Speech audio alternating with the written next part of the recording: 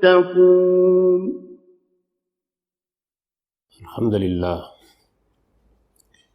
الحمدللہ رب العالمین والصلاة والسلام علی محمد الامین واعوذ باللہ من الشیطان الرجیم بسم اللہ الرحمن الرحیم۔ خواتین و حضرات، یہ سورہ بقرہ کی آیت 172 ہے جس سے ہم درس کی ابتدا کر رہے ہیں۔ اس سے پہلے یہ بات واضح کی گئی ہے کہ یہود و نصارہ دونوں اپنی بدعتوں کو چھوڑنے کے لیے تیار نہیں ہیں۔ ان کو جس دین کی دعوت دی گئی ہے وہ دین ابراہیمی ہے، وہ بھی اصلاً اسی دین کے پیرو تھے، اسی کو ماننے والے تھے، لیکن اب چونکہ اس میں اپنی طرف سے کچھ بدعتیں داخل کر چکے ہیں، کچھ انحرافات کر چکے ہیں، کچھ چیزوں کا چہرہ مسخ کر کے ان کو کوئی نئی صورت دے چکے ہیں، اس وجہ سے جب ان چیزوں پر ان کو متنبہ کیا جاتا ہے تو اللہ کے پیغمبر کی بات سننے کے لیے تیار نہیں ہوتے۔ اس موقع کے اوپر مسلمانوں سے یہ کہا گیا ہے کہ وہ اب ان سے اعراض کر لیں، جتنی بات کہنی تھی وہ کہی جا چکی ہے، اور وہ کوشش کریں کہ اپنے آپ کو اب صحیح دین کے علمبردار بنا کر ان کے سامنے کھڑا کریں۔ تو ارشاد فرمایا ہے کہ یا ایھا الذین آمنوا کلوا من طیبات ما رزقناکم واشکروا للہ ان کنتم ایاہ تعبدون، کہ ایمان والو، یہ لوگ اگر اپنی بدعتوں کو چھوڑنے کے لیے تیار نہیں ہیں تو ان کو ان کے حال پر چھوڑو، اور جس طریقے سے یہ حلال حرام کے مسئلے کو ایک بڑا مسئلہ بنائے ہوئے ہیں، اس میں اب بحث کرنے کی بجائے تم اپنے رویے کو درست کر لو، اور اللہ نے جو پاکیزہ چیزیں حلال کی ہیں ان کو بغیر کسی تردد کے کھاؤ۔ یہ جو مسئلہ ہے یہ ہمارے اور یہود کے مابین بڑی بحث کا باعث بنا ہے۔ رسول اللہ صلی اللہ علیہ وسلم نے جب یہ بات کہی کہ میں اسی دین کو لے کر آیا ہوں جو تمہارا دین ہے، تو ظاہر ہے کہ اس میں توحید، رسالت پر ایمان، قیامت کے دن پر ایمان، اور یہ ساری چیزیں ایسی ہیں کہ جس میں کوئی بحث نہیں کی جا سکتی تھی۔ دو مسئلے البتہ ان کے لیے زیادہ بحث کا باعث بنے۔ ایک یہ معاملہ کہ بعض چیزیں جن کو انہوں نے حرام قرار دے رکھا تھا، اس کو نبی صلی اللہ علیہ وسلم کی بعثت ہوئی تو قرآن مجید کے ذریعے سے حلال قرار دے دیا گیا۔ جیسے آگے جا کے بحث ہوگی کہ اونٹ کو وہ حرام قرار دے چکے تھے، اسی طرح بعض جانوروں کے بارے میں کچھ اس طرح کی فقہ بنا چکے تھے کہ فلاں جانور کی چربی حرام ہے اور فلاں جانور کا گوشت اس طرح سے ہڈیوں سے لگا ہوا ہو تو وہ حرام ہے۔ اس کو یہ بتا دیا گیا کہ یہ سب تمہاری اپنی بدعتیں ہیں، ان کی کوئی حقیقت نہیں ہے۔ دوسرے یہ کہ ان کے ہاں بیت المقدس کو غیر معمولی حیثیت حاصل ہو چکی تھی۔ سیدنا داؤد اور سیدنا سلیمان کی بنائی ہوئی اس عبادت گاہ کو ان کے ہاں گویا وہی اہمیت حاصل تھی جو اب بیت الحرام کو مسلمانوں کے ہاں حاصل ہے، لیکن قرآن مجید نے بیت الحرام ہی کو اصل عبادت گاہ قرار دیا۔ سیدنا ابراہیم کی قائم کردہ اس عبادت گاہ کا حج لوگوں کے اوپر فرض کیا، اور یہ بتایا کہ اسی عبادت گاہ کو اب قبلہ بنایا جا رہا ہے۔ تو یہ دو معاملات ایسے تھے کہ جو بڑی بحث کا باعث بنے ہیں۔ چنانچہ قرآن مجید نے اس موقع پر یہ بات واضح کر دی کہ جہاں تک فطرت کی حرمتوں کا تعلق ہے وہ تو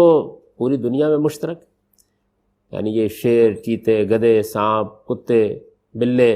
یہ وہ چیزیں نہیں ہیں کہ جو کھانے کے لیے پیدا کی گئی، یعنی ان چیزوں کے بارے میں انسان کی فطرت عام طور پر صحیح فیصلہ کرتی ہے۔ اسی طرح وہ چیزیں جو کسی نہ کسی پہلو سے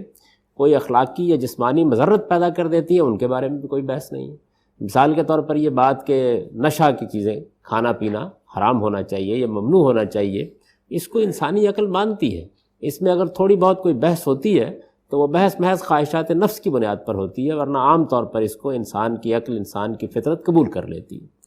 تو یہ چیزیں ایسی ہیں جن کے بارے میں کوئی بڑی بحث نہیں ہوتی۔ البتہ چند چیزیں تھیں جن پر یہ معلوم ہوتا ہے تاریخ کا مطالعہ کرنے سے کہ انسان کے لیے خود فیصلہ کرنا مشکل ہوا ہے۔ ان میں سے ایک یہ چیز تھی کہ دنیا میں جتنے بھی جانور حلال کیے گئے ہیں وہ بہیمۃ الانعام ہیں،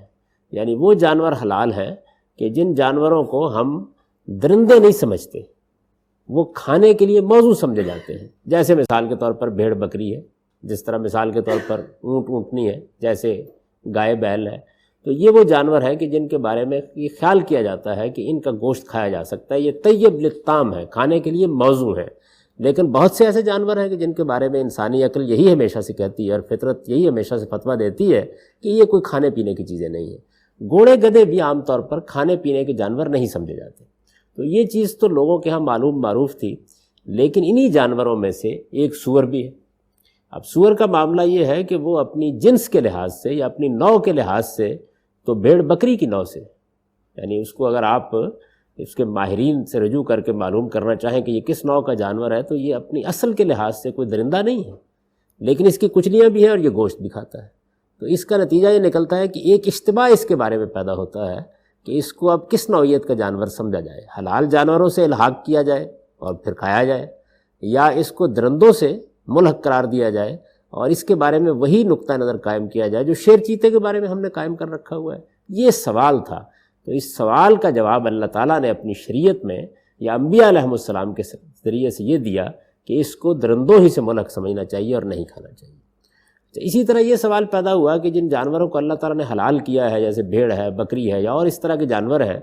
تو ہم اس کو ذبح کرتے ہیں، ذبح کرنے کے بعد اس کا گوشت کھاتے ہیں۔ اب اسی گوشت کے ساتھ ان کا خون بھی ہوتا ہے، تو اس کے بارے میں کیا ہے؟ یعنی ایک حلال جانور ہے، اس کی باقی سب چیزیں ہم کھا رہے ہیں، خون کے بارے میں کیا رائے ہے؟ کیونکہ خون کا معاملہ یہ ہے کہ اس کا پینا ہمیشہ سے درندگی کی علامت رہا ہے۔ آپ اگر کسی موقع کے اوپر یہ تعبیر اختیار کریں کہ فلاں آدمی نے خون پی لیا، تو اس سے ایک تصور آتا ہے جس سے انسان کو اپنی فطرت کے لحاظ سے گھن محسوس ہوتی ہے، لیکن بحث ہو سکتی تھی، تو سوال کیا گیا تو اللہ تعالیٰ نے اس کا بھی یہ جواب دے دیا۔ اسی طریقے سے چونکہ دین میں پاکیزگی اور تطہیر کو بڑی غیر معمولی اہمیت حاصل ہے، تو وہ جانور جس کا تزکیہ نہ ہوا ہو، تزکیہ کا مطلب یہ ہے کہ سارا خون نکلنے کے بعد موت واقع ہو، ویسے ہی مر گیا، اس کے بارے میں کیا رائے قائم کی جائے؟ ویسے تو وہ حلال جانور تھا، بھیڑ تھی، بکری تھی، یہ سوال پیدا ہوا۔ کسی جانور کو اللہ کے علاوہ کسی اور کے نام پر ذبح کر دیا گیا، اللہ کے سوا کسی اور کے نام پر ذبح کر دیا گیا، یہ سوال پیدا ہوا کہ اس کا کیا معاملہ ہے؟ جانور تو حلال ہے، لیکن کیا اللہ کے نام کے سوا کسی اور کے نام پر ذبح کرنے سے ان میں حرمت واقع ہو جاتی ہے؟ تو یہ سوالات تھے کہ جن کا جواب عقل انسانی کے لیے قطعی طور پر دینا مشکل تھا۔ تو اللہ تعالیٰ نے اپنی شریعت کے ذریعے سے، اپنے انبیاء کے ذریعے سے، اپنی کتابوں کے ذریعے سے ان 4 باتوں کو موضوع بنایا ہے۔ تو یہ وضاحت کر دی کہ ان 4 چیزوں کے علاوہ اللہ تعالیٰ کی طرف سے حلت حرمت کا کوئی فتویٰ کبھی نہیں دیا گیا۔ باقی تمام جانور حلال ہیں اگر وہ حلال و طیب ہیں، اور جن کو تم پہلے سے جانتے ہو اپنی فطرت میں وہ حرام ہے، اس لیے کہ تم ان سے واقف ہو۔ تو یہ اصل میں موقف ہے اللہ تعالیٰ کا اس معاملے میں۔ چنانچہ مسلمانوں کو خطاب کر کے یہاں یہ کہا ہے کہ یا ایھا الذین آمنوا کلوا من طیبات ما رزقناکم، یعنی یہ تو ٹھیک ہے کہ خبائث ممنوع ہے، وہ جانور جن جانوروں کے خب سے تم واقف ہو، جن کو تم اپنی فطرت کے لحاظ سے کھانے کے لیے موضوع نہیں سمجھتے، وہ تو حرام ہے ہی، لیکن باقی تمام طیبات میں سے اللہ تعالیٰ نے کسی چیز کو حرام نہیں کیا، یعنی جن کو تم طیب سمجھتے ہو، جو تمہاری فطرت کے نزدیک کھانے کے لیے موضوع ہیں، وہ سب اللہ کے ہاں بھی اسی طریقے سے حلال ہیں، ان کو تم بغیر کسی تردد کے کھاؤ۔ وَاشْكُرُوا لِلَّهِ إِن كُنتُمْ إِيَّاهُ تَعْبُدُونَ، اور اگر اللہ ہی کی پرستش کرتے ہو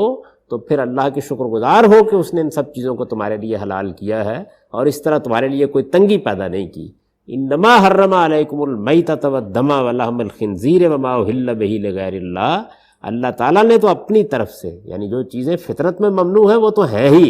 اللہ نے تو اپنی طرف سے صرف 4 چیزوں کو ممنوع کیا ہے۔ ایک مردار کو ممنوع قرار دیا ہے اس لیے کہ اس کا خون نہیں نکلا ہوتا، لہذا اس کا تزکیہ نہیں ہوتا تو اس کا گوشت پاکیزہ نہیں رہتا۔ ایک خنزیر کے گوشت کو، سور کے گوشت کو ممنوع قرار دیا ہے، اور اس کی وجہ بھی وہی ہے کہ اس کے اندر درندگی کا شائبہ ہے۔ اور ایک اپنے نام کے سوا کسی اور کے نام پر کیا گیا ذبیحہ اس نے حرام قرار دیا ہے، اس لیے کہ اس کے ساتھ عقیدے کی نجاست وابستہ ہو جاتی ہے۔ اللہ تعالیٰ کے سوا کسی اور کے نام پر جانور کو ذبح کیا گیا ہے تو اس کا مطلب یہ ہے کہ جس نے جان دی تھی، جس نے اذن دیا تھا، یہ معمولی بات نہیں تھی کہ تم ایک جان کو ذبح کرو اور اس کے بعد اس کا گوشت کھاؤ، یہ خدا ہی کے اذن سے ہو سکتا تھا۔ تم نے خدا کے سوا کسی اور کے نام پر اگر یہ کام کیا ہے تو یہ بدترین شرک ہے جس کا ارتکاب کیا ہے، اس وجہ سے اس کا جانور بھی تم نہیں کھا سکتے ہو، اور یہی معاملہ خون کا ہے۔ تو ارشاد فرمایا کہ اللہ تعالیٰ کے دین میں، اللہ تعالیٰ کی شریعت میں یہ 4 چیزیں ہیں جن کے بارے میں اللہ نے فتویٰ دے رکھا ہوا ہے، باقی سب چیزوں کے بارے میں فیصلہ تم کو کرنا ہے، اور اس فیصلے کی بنیاد کیا ہے؟ طیبات حلال ہیں اور خبائث ممنوع۔ اب اس کے بارے میں ایک استثناء بیان کیا کہ فَمَنِ اسْتُرَّ غَيْرَ بَاغٍ وَلَا عَادٍ، کہ یہ جو چیزیں حرام یا ممنوع قرار دی گئی ہیں، ان میں بھی اگر کوئی آدمی مجبور ہو جاتا ہے، یعنی کسی خاص صورتحال میں جان پر بناتی ہے، کوئی اور چیز کھانے کی اس کو نہیں ملتی ہے اور وہ مجبوری کے عالم میں جہاں کوئی اور چیز کھانے کی موجود نہیں ہے وہ ان کو کھاتا ہے، تو 2 شرطوں کے ساتھ اللہ کہتے ہیں کہ میں اس کی اجازت دیتا ہوں۔ ایک شرط یہ ہے کہ وہ چاہنے والا بن کر نہ کھا رہا ہو، یعنی یہ نہیں ہے کہ اب موقع مل گیا ہے چونکہ مجبوری ہے تو پھر رغبت کے ساتھ ان چیزوں کو کھایا جائے، بس اتنا ہی جتنا ایک جان بچانے کے لیے ضروری ہے۔ اور دوسرا یہ کہ حد سے بڑھنے والا نہ ہو،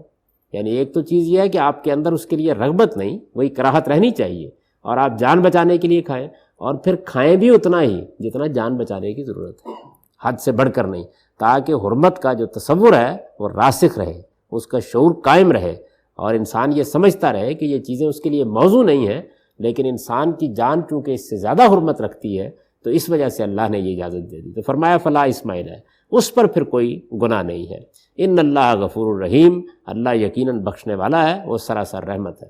یہ عام طور پر اللہ تعالیٰ اس وقت فرماتے ہیں کہ جب وہ اس طرح کی کوئی رخصت دیتے ہیں اور اس میں یہ اصول لوگوں کو ذہن نشین کراتے ہیں کہ اللہ نے جو دین دیا ہے اس کو بالکل انسانی فطرت کے مطابق رکھا ہے، اس میں انسان پر کوئی ایسی ذمہ داری نہیں ڈالی جو اس کی حد وسع سے باہر ہو، اس کی طاقت سے باہر ہو، اور اگر اس میں کوئی غلطی ہو جاتی ہے، یعنی جیسے کہ یہاں فرمایا ہے کہ کسی مجبوری کے عالم میں، کسی اضطرار کی حالت میں اگر تم کھاتے ہو، تمہیں دل سے چاہنے والا نہیں ہونا چاہیے اور حد سے بڑھنے والا نہیں ہونا چاہیے، اگر اس میں کوئی غلطی کوتاہی چھوٹی موٹی ہو جاتی ہے تو اللہ بخشنے والا ہے اور اس کی رحمت بہت بے پایاں ہے، وہ بندوں کے ساتھ سختی کا معاملہ نہیں کرتا، نرمی کا معاملہ کرتا ہے۔ ان الذین یکتمون ما انزل اللہ من الکتاب ویشترون بہ ثمنا قلیلا، اب یہ فرمایا کہ یہ اہل کتاب تو جانتے تھے کہ یہی حق ہے، یعنی ایسا نہیں ہے کہ ان کو ان 2 باتوں کے بارے میں بھی کوئی تردد ہے، نہ قبلے کے معاملے میں جس کی بحث پیچھے ہو چکی ہے ان کو کوئی تردد ہے، یہ جانتے ہیں کہ یہ ابراہیم کا بنایا ہوا گھر ہے، انہیں معلوم ہے کہ اللہ کی پہلی عبادت گاہ یہی ہے، یہ اس بات سے خوب واقف ہیں کہ اگر عقل کی بنیاد پر فیصلہ کیا جائے کہ دنیا کی عبادت گاہوں میں کس عبادت گاہ کو قبلہ ہونا چاہیے تو وہ یہی فیصلہ دے گی کہ بیت الحرام کو ہونا چاہیے،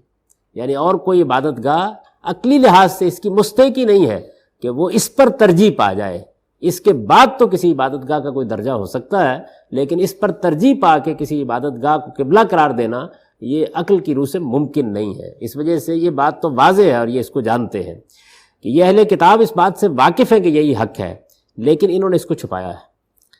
اس کو بھی چھپایا ہے کہ یہ ابراہیم کی بنائی ہوئی عبادت گاہ ہے، اور اپنے لوگوں کو گمراہ کیا ہے یہ کہہ کر کہ یہ تو ان عربوں کا کوئی تیرتھ ہے، ان کا کوئی استھان ہے، انہوں نے یہ عبادت گاہ بنا لی ہے۔ سیدنا ابراہیم علیہ السلام کا جو تعلق اس کے ساتھ ہے اس کو انہوں نے تورات میں بھی، بائبل کی تاریخ میں بھی اور اپنے لوگوں کے ہاں بھی چھپانے کی کوشش کی ہے۔ اسی طریقے سے حلال حرام کا معاملہ ہے کہ جب ان کے فقیوں نے کچھ فتوے دے دیے اور ان کے ہاں وہ دین بن گئے تو پھر اس کے بعد جب ان کو بتایا گیا کہ تمام طیبات حلال ہیں، حرام صرف وہی چیزیں ہیں جن کو انسانی فطرت خبائث کہتی ہے،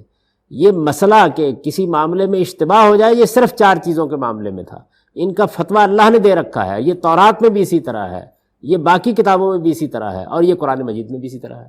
تو یہ بات کہ یہ صحیح بات ہے، یہ بات کہ یہ حق ہے، فرمایا یہ اس کو جانتے ہیں لیکن انہوں نے اس کو چھپایا، اور پھر فرمایا کہ ان الذین یکتمون ما انزل اللہ من الکتاب، کہ حقیقت یہ ہے کہ جو لوگ ان باتوں کو چھپاتے ہیں جو اللہ نے اپنی کتاب میں اتاری ہیں، ما انزل اللہ من الکتاب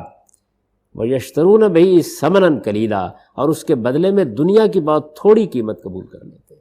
یعنی ظاہر ہے کہ چھپانے کا باعث کیا چیز بنتی ہے؟ یہی چیزیں بنتی ہیں، آپ کی مشیخت کو خطرہ لاحق نہ ہو جائے،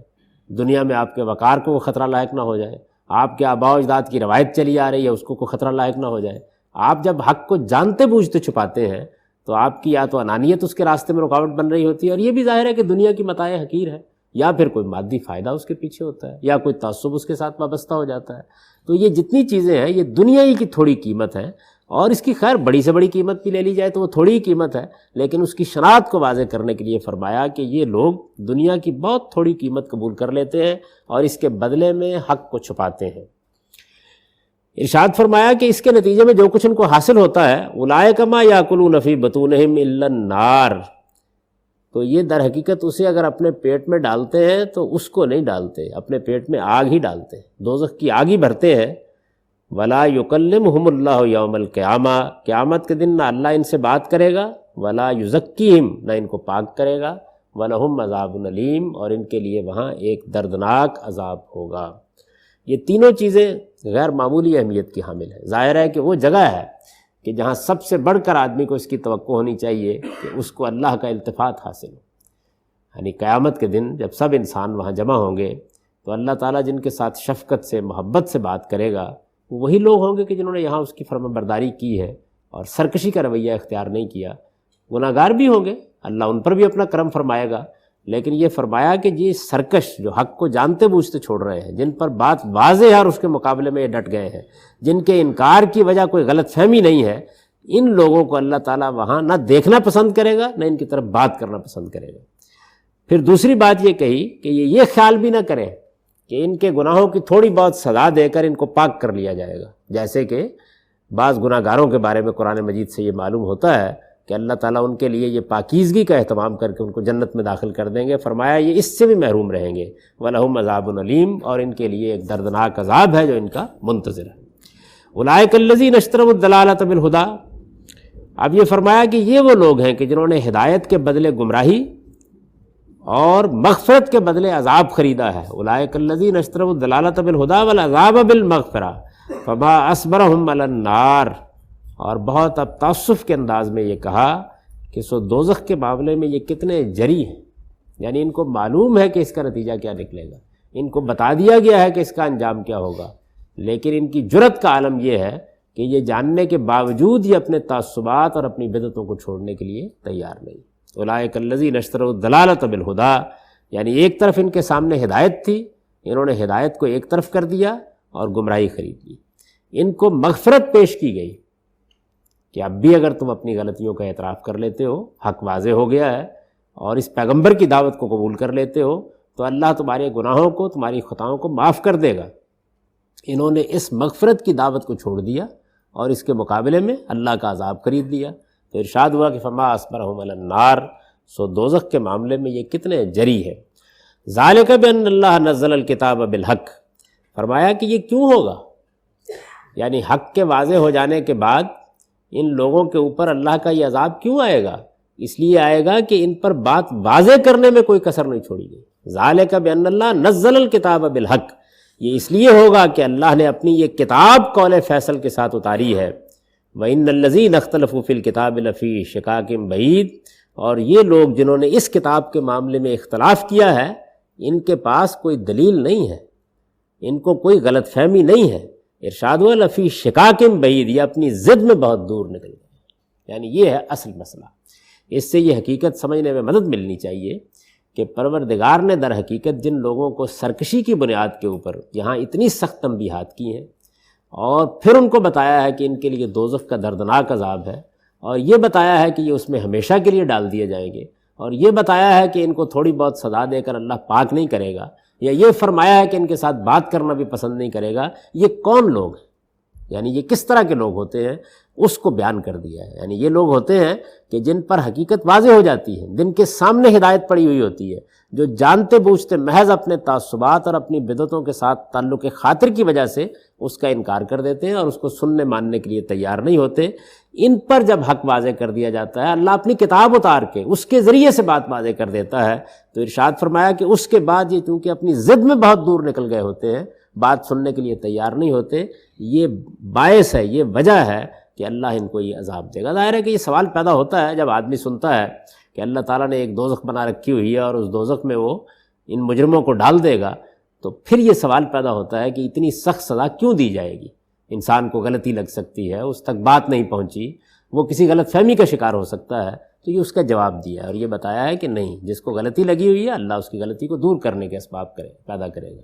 جس کو غلط فہمی ہے اللہ تعالیٰ اس تک بھی حق پہنچانے کا اہتمام کرے گا۔ اگر نہیں پہنچا، غلطی دور نہیں ہوئی، تو اس میں عفو درگزر کے بڑے مواقع ہیں۔ آدمی نے اپنی طرف سے اپنے آپ کو سنبھالنے کی کوشش کی ہے، اس سے غلطیاں اور کوتاہیاں ہوئی ہیں، تو اللہ غفور الرحیم ہے، اس طرح کی چیزوں کو بخشتا ہے اور کرم فرماتا ہے۔ لیکن اگر آدمی پر بات واضح ہو گئی اور اس طرح سے واضح ہو گئی کہ ضمیر نے شہادت دے دی، فطرت نے شہادت دے دی، اور پھر اللہ تعالیٰ کہتے ہیں کہ میں نے اپنی کتاب نازل کی، ذالک بان اللہ نزل الکتاب بالحق، اس کتاب کے ذریعے سے پوری طرح جھنجھوڑ کر بتا دیا گیا کہ صحیح بات یہ ہے، اور دل مان گئے کہ صحیح بات یہ ہے، ضمیر نے اس کی گواہی کو قبول کر لیا، پھر بھی لوگ ماننے کے لیے تیار نہیں ہوئے، تو ارشاد فرمایا کہ اس کے بعد یہی کہا جا سکتا ہے کہ فما اصبرهم علی النار،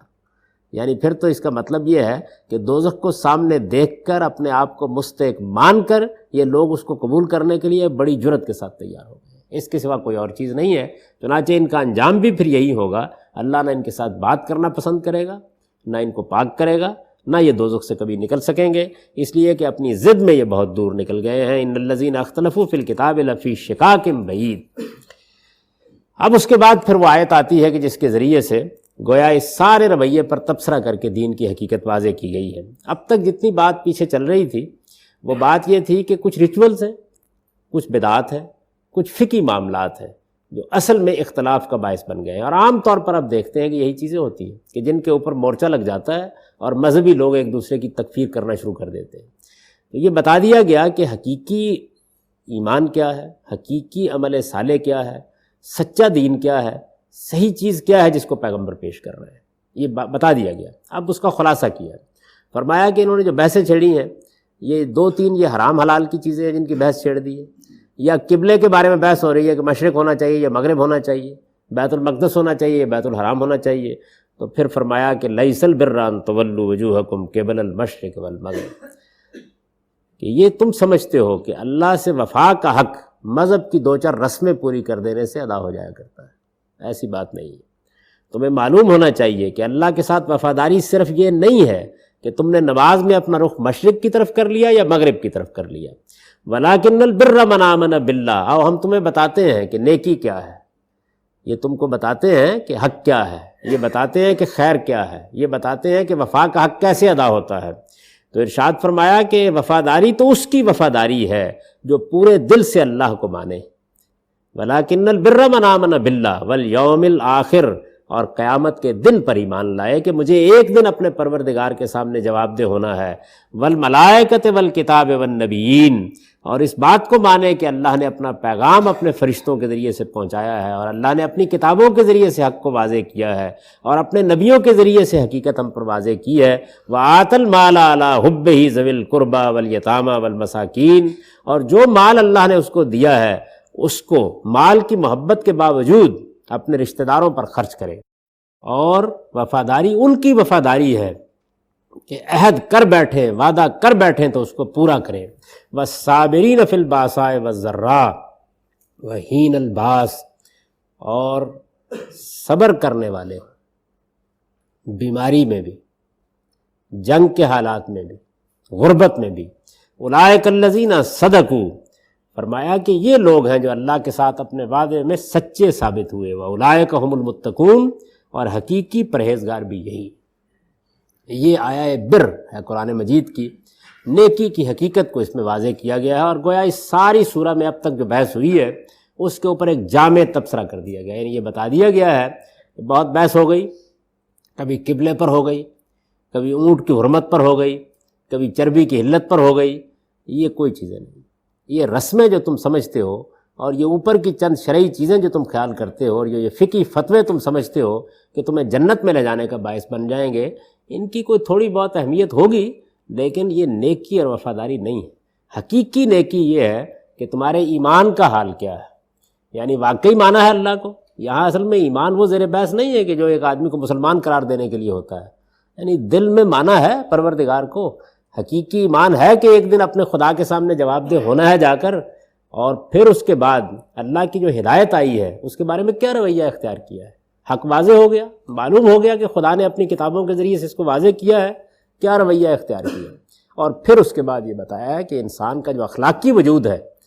وہ اصل میں زیر بحث آئے گا، اور اس میں جو چیزیں بیان کی گئی ہیں وہ یہ دیکھ لیجئے آپ اپنی آنکھوں کے ساتھ۔ قرآن نے جب اس کو بیان کیا ہے اس میں نہ ٹخنوں سے اونچی شلوار کا کوئی تذکرہ ہے، نہ داڑھیوں کی پیمائش اس میں کی گئی ہے، نہ چھوٹے چھوٹے اس طرح کے معاملات جو ہمارے ہاں لوگوں کے لیے تقوی کی علامت بن جاتے ہیں وہ زیر بحث ہیں۔ کیا بتایا گیا ہے؟ مال دیا خدا نے، دولت دی ہے، غریبوں پر خرچ کیے ہیں، رشتہ داروں کے حقوق ادا کیے ہیں، مسکینوں کے سر پر ہاتھ رکھا ہے، صبر اور استقامت کے ساتھ بیماری میں، تکلیف میں، ہر طرح کے حالات میں خدا کے ساتھ اپنے تعلق پہ قائم رہے ہو، وعدے پورے کیے ہیں، فرمایا یہ کچھ کیا ہے تو پھر وفاداری کا حق ادا کیا ہے، اور اولئک الذین صدقوا، پھر تم سچے وفادار ہو۔ اور اگر پوچھتے ہو کہ تقویٰ کیا ہے، وَأُولَٰئِکَ هُمُ الْمُتَّقُونَ، یہی لوگ حقیقی تقوی والے ہیں۔ گویا ایمان اور سچا عمل، اور سچا عمل کون سا عمل؟ وہ عمل جو خدا کی وفاداری میں ہوتا ہے جیسے نماز ہے، وہ عمل جو انسانوں کے ساتھ ان کے حقوق ادا کرنے کے لیے ہوتا ہے جیسے ان کے اوپر خرچ کرنا، ان کی ذمہ داریوں کو پورا کرنا، عہد معاہدے پورا کرنا، یہ جو ایک لفظ کہا ہے کہ اگر وعدہ کر بیٹھیں تو اس کو پورا کریں، حقیقت میں ساری اخلاقی زندگی کا احاطہ کر لیتا ہے۔ اگر آپ غور کریں تو سارے ہمارے جو اخلاقی اصول ہیں وہ اس کے اندر سب کے سب جمے ہوئے ہیں۔ یعنی انسان کی زبان کی کیا اہمیت ہے، اس نے اگر کوئی ذمہ داری قبول کیا تو اس کی کیا نوعیت ہے۔ تو اس مقام پر پہنچ کے گویا تقوی کی حقیقت ہمارے اوپر واضح کر دی۔ اب آپ اس کا سادہ ترجمہ سن لیجئے، اس میں جو بات بیان کی گئی ہے۔ ایمان والو، یہ اگر اپنی ان بدعتوں کو نہیں چھوڑتے تو انہیں ان کے حال پر چھوڑو، اور جو پاکیزہ چیزیں ہم نے تمہیں عطا فرمائی ہیں انہیں بغیر کسی تردد کے کھاؤ، اور اللہ ہی کے شکر گزار بنو اگر تم اس کی پرستش کرنے والے ہو۔